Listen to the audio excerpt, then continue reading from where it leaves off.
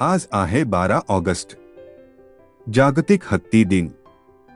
हत्ती म्हटलं की आपल्याला कर्नाटक, केरळ, आसाम, ओडिसा अशी राज्ये आठवतात। पण तुम्हाला एक गोष्ट माहीत आहे का? महाराष्ट्रातही कधीमधी हत्ती दिसतात। होय, महाराष्ट्रात स्थायी रानटी हत्ती नाही, पण ओडिसा, छत्तीसगड आणि कर्नाटकच्या सीमावर्ती जंगलातून हत्तींचे काही कळप गोंदिया, गडचिरोली आणि कधी कधी चंद्रपूरच्या जंगलात भटकंतीला येतात। हे हत्ती अतिथी हत्ती म्हणून ओळखले जातात, म्हणजे पाहुणे हत्ती। अन्न, पाणी किंवा नवीन अधिवास शोधताना ते राज्यसीमा ओलांडतात। त्यांच्या भेटी आनंददायी असल्या तरी कधी कधी पिकांचं नुकसान आणि मानवी संघर्षही होतो।